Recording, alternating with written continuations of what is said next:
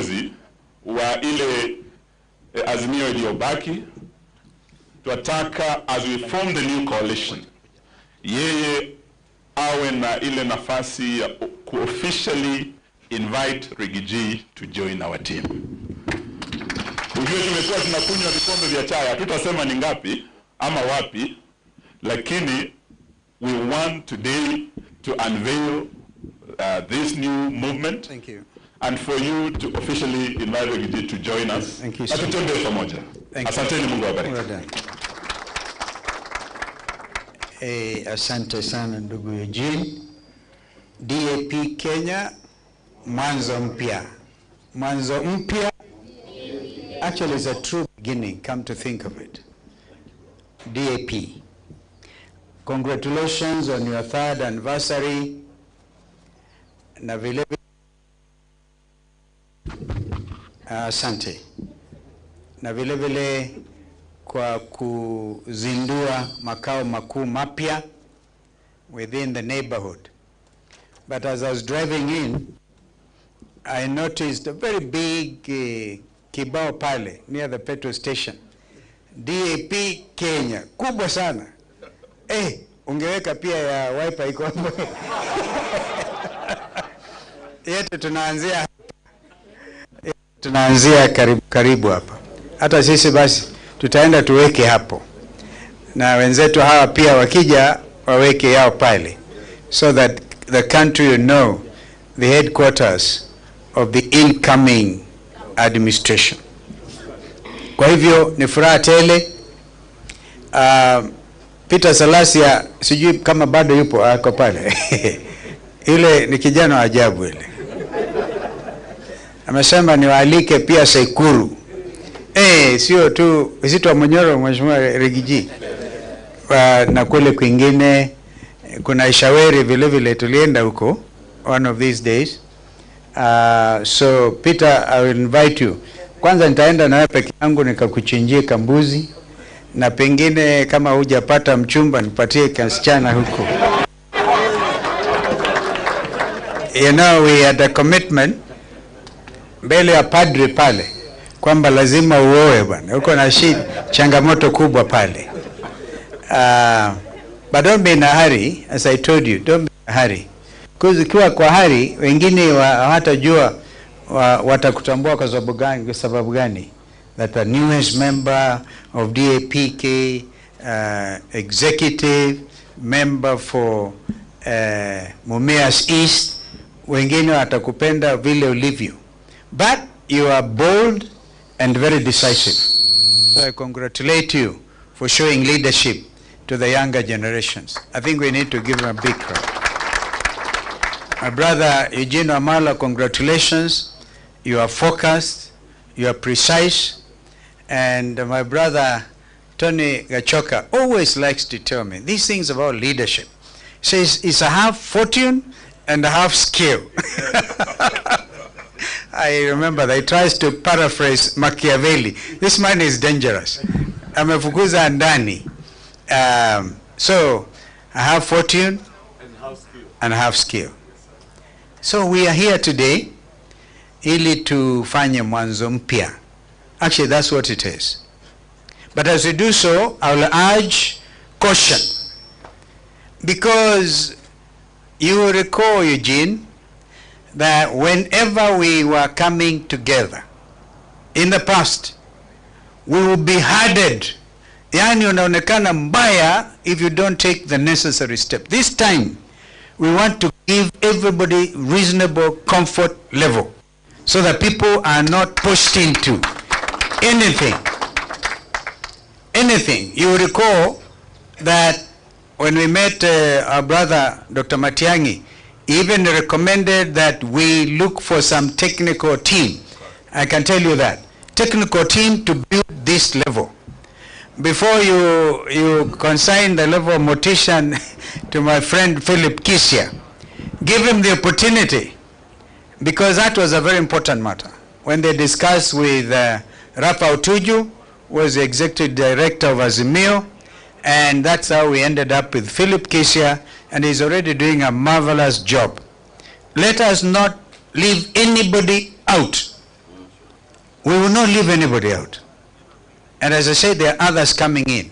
As we speak, you do not see, of course, Jubilee Secretary General here, Kioni. I believe we are all together. Let's not leave out anybody. This is the matter, because then you will give opportunity to Zakayo kuanza kusema wamegawanyika even before they began. So we'll do that. I know that Babayao is talking to Farmers Party, others are talking to other places. When Zakayo is consolidating, pushing everybody to wind up and join UDA, our approach is going to be the other way around. We'll open the space so that as many parties as are willing will join this wonderful, wonderful winning team. I hope I'm talking to you. So that's what I wanted to say. There's no room for division. We will not allow it, so that another good friend of mine from Ingo, the other day he was actually saying, my friend Steve-O, akirudi huku pia, if he doesn't watch his mouth, that is Weta. I don't know how to disown friends. I was with Weta and Raila, kumbuka kule, wakati after 2013 elections, ile sumu ya gas tulikula na yeye. One time I'll tell you a joke. I was wearing the wiper cap, and then we are demonstrating that Hassan people wametuibia kura waende. And then we are outside the university towers on University Way. Tunapigwa tear gas.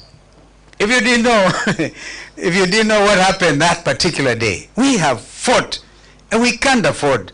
We must get killed. I didn't know that Raila could fit into the driver's seat. Hapo alikuwa gari yake imepotea, akaingia kwa ya Orengo. Natafuta Weta simpati. Tukapotea, and we used to end up eating kwa mama samaki on Kilimani. And tunajipanguza machozi, tear gas. William Ruto anaenda huko Kambana akasema, the last time I saw a whole former vice president, he was sitting on the tarmac. It will be it's time now to sit on the tarmac. Tukiendelea namna hii.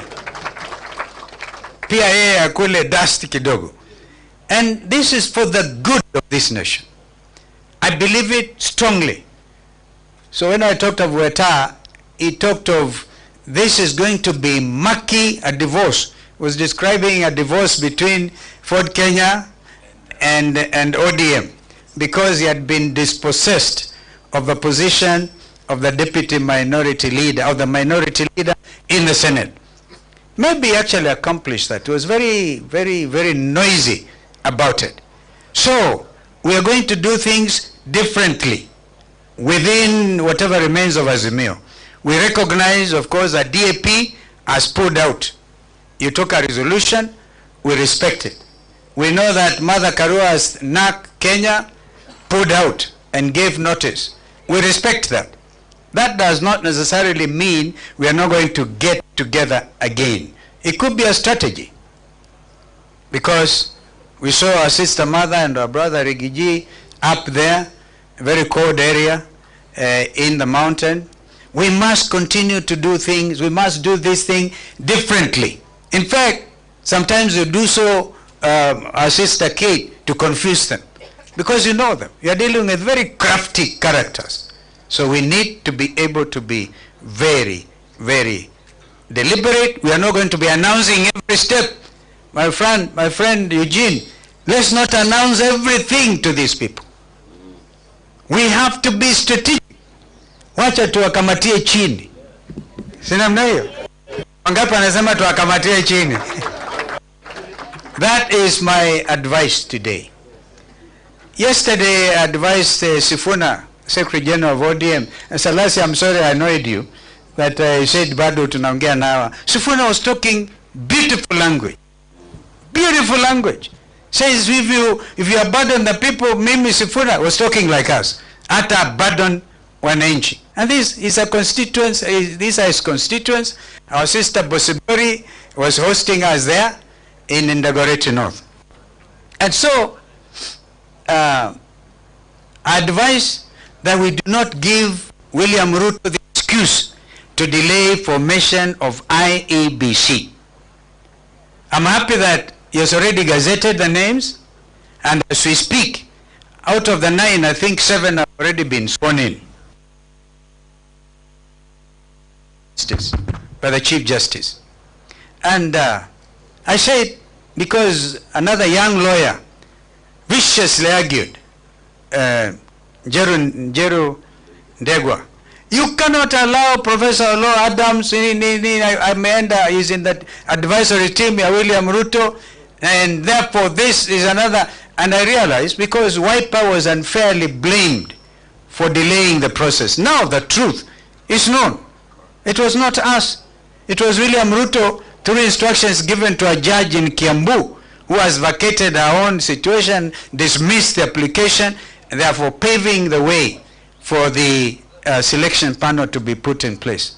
So now I say, Professor Lo Adams, because he went in as Azimio, and Dr. Kokemoli as Azimio, right? As of today, therefore, the whole thing about the categorization of those leaders, of those members of IBC selection panel, are based on that structure. Now, we can, going forward, choose to dismantle the structure. And I think Philip Kisia, who is the executive director of Azimio, whatever remains, because we have Billy still holding on, we have Wiper holding on, we have Kano. Remember that we had One Kenya Alliance, and I think we were with you by that time. One Kenya Alliance. So some of these things, I'm just saying, we must be strategic so that we do not make it obvious. Indeed, it's going to become, let it come up and hit. Remember, there were people, Kenyans also, on social media, who are determined to get the new team going forward. And I saw myself invited to Limuru 4 conference. Limuru 4 kufanyika. But I know the urge by Kenyans, they want us to get together, drive out this situation. Senator Richard Onyanka, I really agree with you. I can't agree with you more. If there's a leader who has been reborn, in my view, and speaking the language of the young Kenyans, and not afraid of anything, it is Senator Richard Onyanka. So, what you have told us here is like a tip of the iceberg. I think I want to agree with Malala. When I met Malala today, we laughed. I remember the last time, this man is able to organize tremendous. He organized a big rally for Matungu, remember? We were campaigning for a candidate, One Kenya, Namulindo. Big organization. So I wondered what happened. I still want to ask a few questions. What happened? And therefore today, ladies and gentlemen, I can tell you what is happening now is the real thing. You know, I took a position before the impeachment of the deputy president, the second deputy president. We consulted. We actually went on a retreat. And we took a principled position because the country was saying, not regarding Gachagua alone, but even William Ruto amtangulie. So they were saying, remember, kufa driver, kufa makanga. So we say we will not allow makanga na kufa peke yake. And that is why we took that principled position. It was not for the love of Regi G. I can tell you I've never myself at that level interacted closely with ndugu huyu Regi G. I haven't. But I can also disclose that they have been talking very closely with my brother Eugene. You know, be strategic. Mwambie Eugene kutana na yeye. Saa ingine tunakutana tukasema this thing is not right. Injustice anywhere is injustice everywhere. So Bwana Wambugu, I also thank you for standing with our brother here. One time I went to Nyeri, I had all kinds of reasons to say no to Rigathi when an opportunity arose. Because he had that MP for Nyeri town was a tough organizer. Nilienda kule nikapigua kelele ya ajabu. When I went there, we met with our brother Rigiji at Ndarasha, that terrible incident, the tragedy, when we were burying those children. He briefed us, tukaingia Nyeri town. I saw a different Nyeri town. By the time we were in Karatina, if I was the MP for that area, I would resign mapema. Kama kuna mtu anachukiwa na watu ambao wamemchagua, from what I could see, I don't know what the name of that MP is. I would advise him mapema, resign, tafuta kazi ingine, mwambie Zakayo kupatie ambassadorio, uame Kenya hii. Because if there will be an election. The other reason they are delaying this whole thing about IBC is because they know now under the constitution you can recall some of those MPs. Wanaogopa hiyo kama kitu ingine. And I want to prepare our people. Now that IBC is there, tafadhali mujiandae hawa watu wawe recalled. Because they have acted unjustly. They have supported corruption. They have, above all else, stood for a government that abducts its own citizens. And I want to pause it here. My academic brother, Tony, I want you to argue with me when we leave this place. My argument is abduction is worse than detention. At least wakati wa detention ulikuwa na kitu inakuwa signed, unaweka mahali. Abduction, it is something terrible. It's a crime against humanity. Therefore, Cleophas Malala, I agree with you.